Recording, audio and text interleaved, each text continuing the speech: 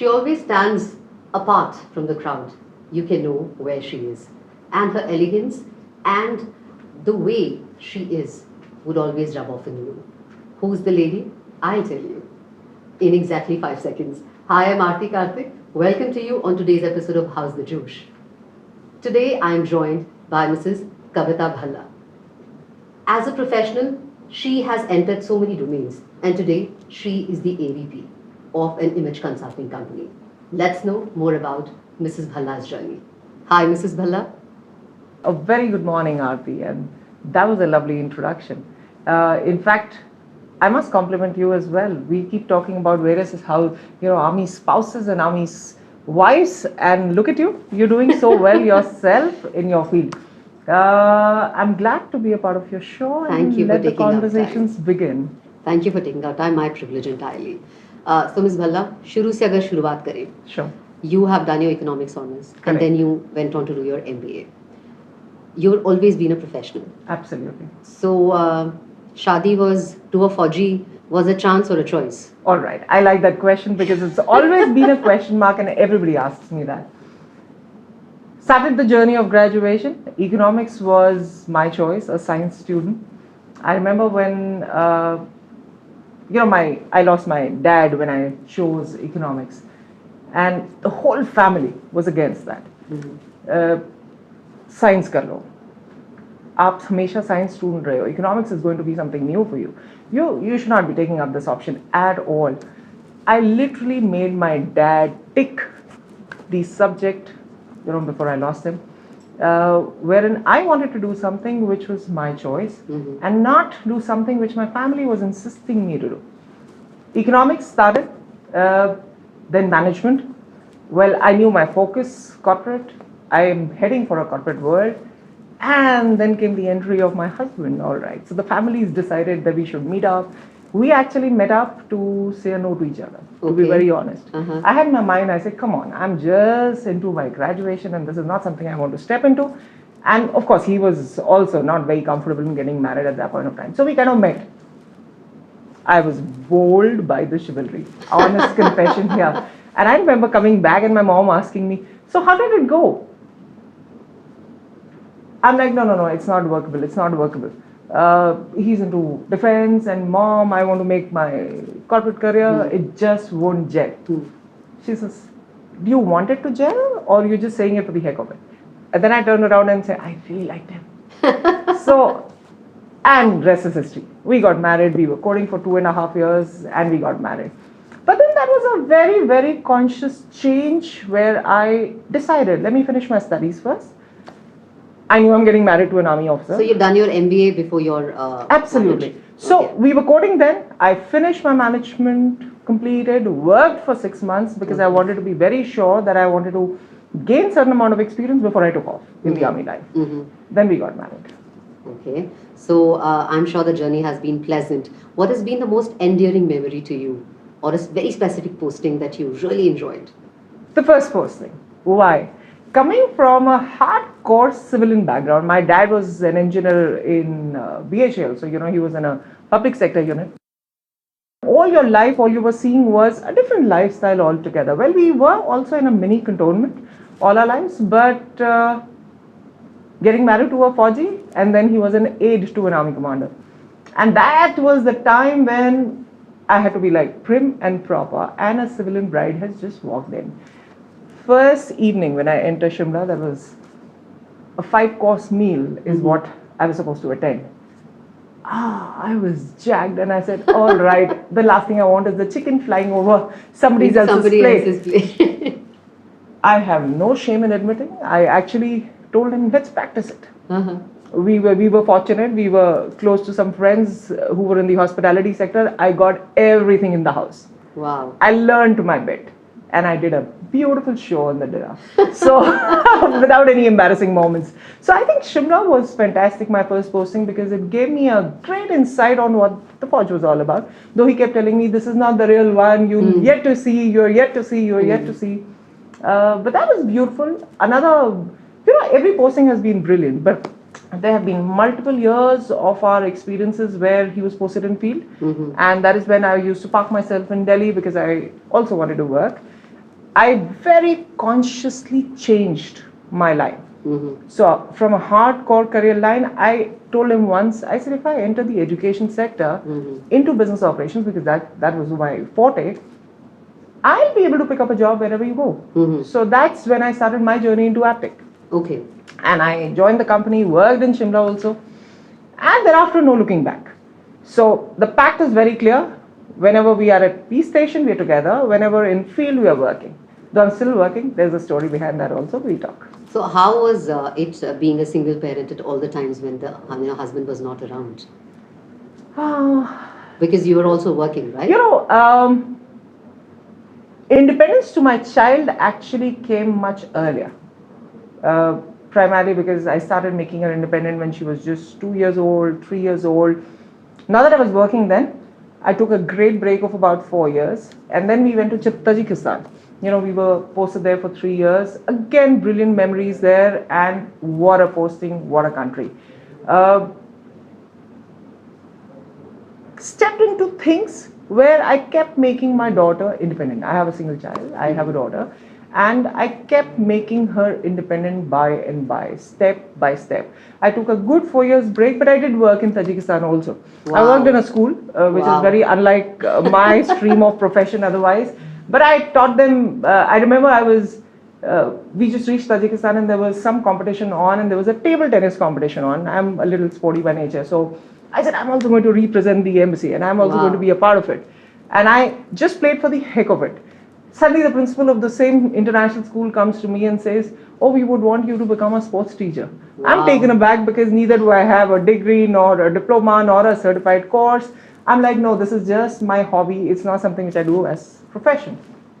He was after me. I said, no, I can only involve myself which is related to economics, which is related to business, because that was my forte. And lo behold, their whole stream changed in the school, and they started with IGCSE, and he approached me and he says, now I want you to handle business with us. There it goes. And I handled business, and I did raise as a basketball team also for that school.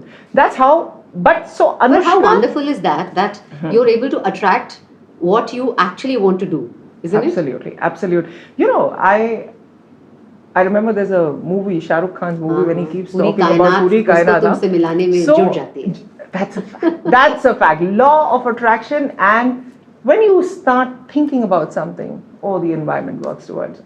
So you got to be thinking towards that line, and that's important. So after this posting, you came back to India, and then you continued with your profession. No, so I took a break of a year because my daughter was zilch in Hindi, zilch in Sanskrit, and even the history was not in sync with what we were teaching. So I got back, we went to Mao, the much talked about place, and I also wanted to witness what Mao was all about, and I took a break, very conscious break, because I wanted her to settle down with studies and the Indian education system, and that's what we did. Took a break of 1 year, and thereafter my journey in my present company started, 8 years now. So you station yourself at one place, or you try and find a kind of company which has, where you're able to also operate from home in case you're not able to travel to that particular place? So work from home in my kind of business was a very hardcore no-no. Okay. Because we never had a concept. I've been a part of almost training business for the last almost 20 years now. In the education line, in the training businesses, but I've been a part of business operations. Now, nobody could fathom that, there is a concept called work from home, because we were interacting with people on a daily basis. The courses were all physical, everything was offline, and came COVID. Just before COVID, I had a little accident and I broke my Achilles tendon. I was playing badminton and I just happened to break it. I was on the bed for almost about 3 months, and then 6 months in a plaster, and I lost almost a year of my physical activity then. It must have been too much for you. Oh yes, indeed. Something for a person who is so sporty, who's so adventurous, who's always on a move, happy feet, stuck to the bed. But I'm very, very flexible. It's something like going with the flow. That's my motto, always. But that's the time when I opted for work from home before even COVID came. Okay. So I guess maybe I was old with the company. There was a model we could devise, and I started that. So everybody keeps saying that maybe you got the concept before even You COVID got it. introduced So and then COVID happened. It wasn't easy for our company. It wasn't easy for the complete education sector. But then I think, like I said, flexibilities, and you have to up your game when the environment or the situation demands. So that's the time when my company also changed into an online live mode, and within about 18-20 days, we were all work from home model. And of course, now in a situation when he was posted here, now when we came here, like I said, I am very clear, we have a very beautiful pact with each other. Peace stations, we're always together. Field station, I do what I wish to do in terms of my corporate career.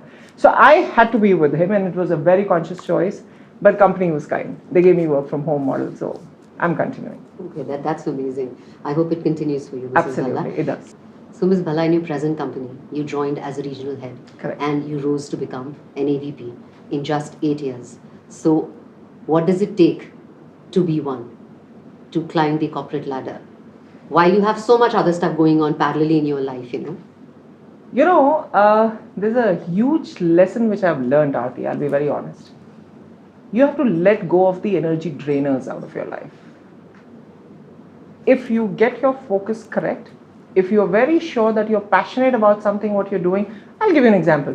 When I sleep in the night, I'm at peace. I'm happy with my productive day. I get up in the morning and I'm very excited for my 10 o'clock because that's the start of my office. So when you're excited about what you're doing, what you're working with the industry, with the people, with the management, with the whole culture, work culture, I think it just flows. But yes, it's a huge balance which has to be created between your personal life. Of course, we have our other responsibilities, which I don't want to get into here. And we have professional responsibilities. So you've got to balance it out. Yet have your hobbies intact, yet have your me time. So the first thing, rising up the ladder, it's a simple rule. From a company's perspective, when you see, it's revenues. You got to get revenues for people. Then they're keen and interested. So it's not just loyalty, integrity, hard work. No, it has to be patched up with smart work. It has to be patched up with the motto or the motive of why you are with the firm. So what I do today, I joined them as a regional head. I was handling the North Zone, the East Zone. And what my biggest focus was, I went on to handling the corporate training business for my company. So I became the head of that. And then we grew in the international market. And I took on that responsibility as well. So the international business to Northern Eastern Zone of India and the corporate training business. But you got to perform. When you perform, and I've been blessed with a brilliant team, you are nothing without your team. It's a simple fact. So I think a whole package, we've helped each other to grow. And the industry has been growing, and so am I. God has been kind. Ms. Bhalla, talking about this industry, I feel that a lot of people have misconceptions when it comes to image building. They feel कि शायद celebrities को ही ज़रूरत होती है. Correct. Because they only have to meet people or they only have to face camera. What do you think about this? I don't think that implies, isn't it? Image industry, you're so correct. There have been myths for the last 13 years. So 13 years is when we finished our 13 years and we've been pioneers of introducing image consulting in the country. Though this concept has been there globally for almost about 40 years, right? Competition grew. Nothing comes easy in India, nothing comes too fast, right? Competition grew, we realized, so this term is new, Arthi. The concept has been there for years. Earlier, our mentors or our professors or guides or our parents, they would tell us what to do, how to do, when to do, and we would kind of follow suit. But competition took to another level where we realized that no, we needed professionals. And that's when this industry was introduced in the country. It wasn't an easy journey, let me assure you of that, because I remember people used to come and ask us, oh, image consulting कराते हैं आप तो क्या कराते हो? Web page designing कराते हो? नहीं तो ये क्या? What is this industry all about? आप X-ray निकालते हो? So people could not correlate image industry to a normal civilian, probably. A thought wherein we are talking about things which is to do with your personality. Can I use the word personality development? No. It's a very small subset of what we talk as image management in total. But 13 years journey has been beautiful because now people have realized why, because the need is huge. There's a huge myth. Oh, it's only meant for celebrities. Oh, you can only enter into it if you are very oriented with style, glamour, and drama. Not at all. Not at all. I totally disagree to that. You know, image consulting as a concept or image management as a concept, it's a complete framework. So basically, it's a profession where we are training, we are guiding people. It's a people-centric industry, right? So we are training, we are guiding people to manage their appearance, behavior, communication, so that you can create your powerful first impressions and become successful in life. So it's a huge thought. It's not about being stylish and glamorous at all. It's about appropriation. There's a huge difference. So when we say it's about appropriation, appropriation is as per your roles, goals, occasions. It's not to do with, so who needs it today? If I look at it, who needs image consulting today? Look around you. Meet the first 100 people. Ask anybody. You wish to be more successful. You want to look better than what you currently do. Who's going to actually turn around and say, no, I don't want to be? Because the acceptance has to come from within. And people think it's like going to a psychologist or a counselor कि भाई मेरे में कुछ गड़बड़ी है तो इसीलिए मेरे को जाना पड़ रहा है ऐसे कहते हैं. But I remember I attended a workshop of yours where you talked about 15% is what domain gives you. Rest is all about everything else. Correct. You know, in a person. I found that takeaway so interesting. You know, I still think about it. So, what kind of a researchers or what kind of a research has gone into this kind of a takeaway for a normal individual? And what does a person like me, if I want to get into this or if I want to improve my image, what do I need to do for that? All right. 15% and 85% is not something which we devise on our own. There has been a huge research to signify this. So whether it's Harvard University, it's Stanford University, we're talking about a lot, you know, early days, what would happen? Imagine your times, or rather my times, you're still younger. Our parents would come back and tell us, देखो engineering कर लो, doctor बन जाओ, skill set अपने ठीक रखो in terms of technical skills, पढ़े लिखे होने चाहिए, वही तुम्हारा एक huge ticket है success के लिए. No. Today, like I said, it's a competitive world. Gone are those days when we would just depend on hard skills, technical knowledge, technical skills. Why? Because it's a package. The biggest example, I keep telling my own daughter, you know, she's doing law, so I keep telling her, in the ocean or in the pool of people, when you are with everybody with the same technical skills, how do you stand out? How do you stand out in a crowd? Very important. That is when your other skills play a very important role. Imagine, ask yourself, you've been a collegiate, you know, so when you go to a college, we have professors. All are brilliant. Their technical skills are fantastic, and that's how they are professors. A professor comes to our class and we're like, I'm excited, let's rush for the class and let's go there and, you know, we'll be a part to it. And there are professors who are like, oh, let's just bunk it. Let's just bunk it, and, you know, that's not the class I'm wanting to attend. What is the difference? Not their technical skills. It's a package. Their delivery skills, what they are actually talking. How are they as personality? Have they been able to generate interest? Technical skills exist. I'm not trying to steal away the importance of technical skills. Not at all. Nothing can replace that. But it's about a package of ABCD, the way we say it. Appearance, behavior, communication, and your domain skills. So today when you go to different universities, I'm sure universities approach you. Correct. When the campus placements are on. What is the basic thing that you feel is lacking, which you primarily focus on? You know, the biggest reason why the universities hire us, or our professionals and our trainers, the biggest reason is campus to corporate. We're doing our bit, but they're not employable. Make them employable. Now, there's a very single term of being employable, but it involves a lot of tentacles. Now, employability comes how you performed as an interview, how you as a personality, how your skill sets are in terms of technique. So it's like I said, it's a combination of multiple things. So to make them employable, technical skills they're already honing, we add on to the extra skills which they need to become different and to perform better. Let me tell you, the universities today, in fact, government has almost made it mandatory for a lot of their departments. Yes. Not just that, degree college curriculum.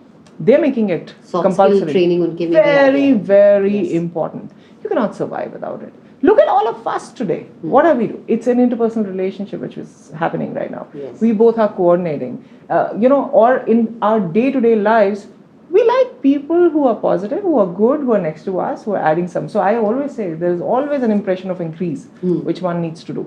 So when you leave a particular place, did you create an impression of increase is what you need to figure out.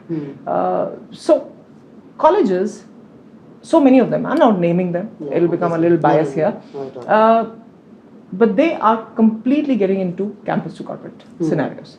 Schools, they're hiring us. Corporates is something which is a known fact.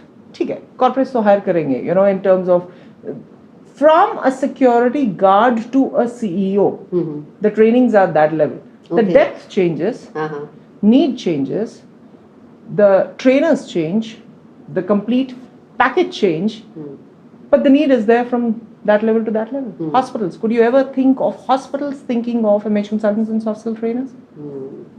Name one and they've hired us. So it's important.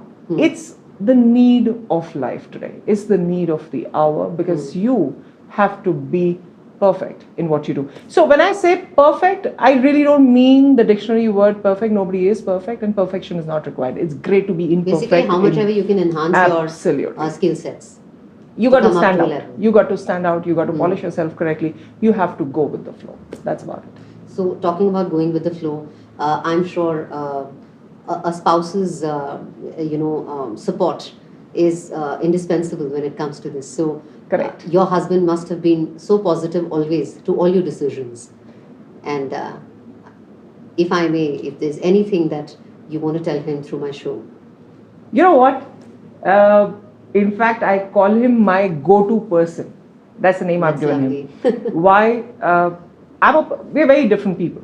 All right. As personalities, we are very, very different and unique. So my head rules over my heart. His heart rules over his head. So we are opposites attract. That's what the aim is. But what happens is, he brings in the compassion and the emotion in my life. I bring in the practicality in his life. I think that just gels well. So I take a lot of tensions, and he very calm and peaceful. Oh. But let me tell you, you know, to work independently, to do what you wish to do the way you wish to do, again, there's a difference. You need a partner who can actually give you freedom of space. So true. Freedom of speech. And understanding, respect for professions. I get it from him. And vice versa. I think we both respect our space, we both respect our professions, and we contribute equally. And I'm not just saying because I got to say it right. It's a feeling which I have, and that makes me perform better because I don't have those added tensions in my life because I know there'll be a support at my back always. So baggages are not there. Absolutely. Let me tell you, it's a simple thing of occupying his study here and he not making a choo-choo out of it. I think that itself is also a sport. In terms of, so he's my one-stop shop for all solutions I need for my problems. I'm very clear. Touch wood when I say this. So talking about sport, you love sports, and how do you keep yourself fit? Is it because of that? Sports didn't come easy in my life, by the way, Arthi. When I was a kid, I remember in a race where 6 people would run, I would be the 6th always. Till I actually visited one of my mom was a school teacher, and she took me to her principal's house. And her principal's daughter was my senior in school. I am from Delhi Public School, and she was a senior in my school. And she was the head girl, and I used to really look at her with an awe, And I remember there was a cupboard wherein I saw a lot of medals. And I kept looking at it. I've always been a plump child and stuff like that. So people never called me thin. I looked at those medals and I'm like, Auntie, where did these medals come from? She said, oh, this is Rajika. And by the way, let me tell you, this is the only forum when I'm taking her name. She herself doesn't know that she's been my inspiration. I've never gotten an opportunity to tell her because my realization was much later. And I looked at it, and in my mind I thought, I'll also have a cupboard like this in sports. because hers was And you sports. had one.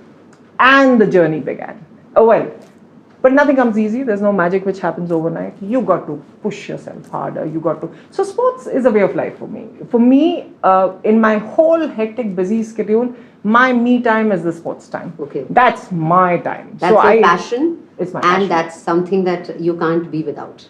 Absolutely. Even if that means that getting up at 5 o'clock in the morning, the whole family laughs at me. I get up at 5 o'clock in the morning just to ensure that I'm through till 8 o'clock in the morning, and then I have a little more time. Chahiye hota hai. I think that is how you're able to continue it for so many years, yet not feel the pressure that, Because it's a change in your life, it's a habit, and you need to be passionate. When you're passionate, nothing works otherwise. Talking about passion, is there anything else that you're passionate about? Creativity has been a way of life. In the childhood days, I actually used to always think that I'll have a business of mine where I'll actually draw caricatures. Okay.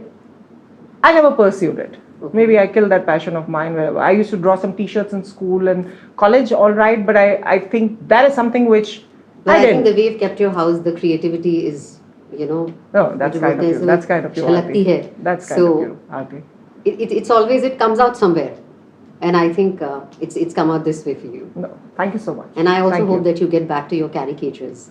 I don't know whether that's coming or not. I'm not missing it anymore. But what I'm doing as of now, God has been kind. Yeah. So we're happy. You have to make really time for caricatures in your life now. So talking about time, I think that army officers' wives actually are very good at juggling time.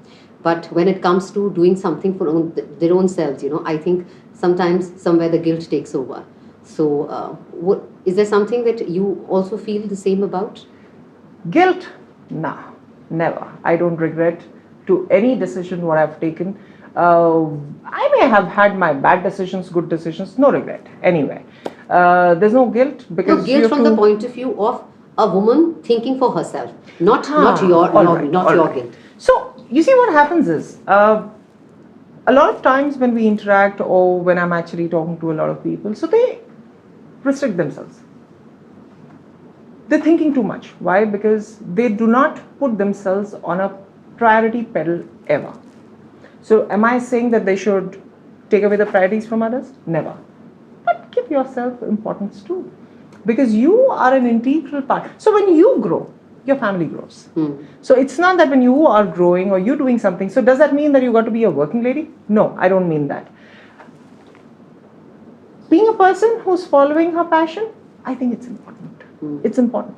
You become a finer person, a better personality, and it's so important. And that's why I always urge every lady that be unique in whatever you do. If you love something, go all out and do it. It's okay. Stop feeling guilty about things which you've done for yourself while you're doing everything for the rest of the people in the family as well. It's a lot of balancing act we all have to do. And I always say that become your own personal brand in the CEOs. We are all CEOs. You are a CEO. I'm a CEO. We are CEOs of one single firm. That's me, Private Limited. So let's handle that firm nicely. Besides the other part. I think I'm going to go and write that down somewhere, and I'll look at that every day. That's such a beautiful takeaway I had. It's important. We all realize it. Follow our passions, but consistency. Nothing happens. Very important. There is no magic happening. We got to run towards it, and consistency is the moon mantra. Always. Thank you so much, Ms. Bhalla. On that note, thank you so much for your time. It was a privilege to have this interaction with you, and a couple of takeaways that, like I told you, I have. Thank you so much. Arthi, you're a wonderful soul, and I'm glad we've met like this and let our relationship and association grow. Thank you so much. Thank you. What a wonderful journey of Mrs. Bhalla. 20 years continuing your passion and continuing your profession. मजाक नहीं है, लेकिन कहते हैं जहाँ चाह है वहाँ राह है. She wanted to do it. She still wants to do it. She's now an AVP. Let's see what she's next. Wishing Mrs. Bhalla all the best. This is me, Arthi Karthik, saying that's all in today's episode of How's the Josh. Do join me in the next one and comment, subscribe and share. Thank you so much.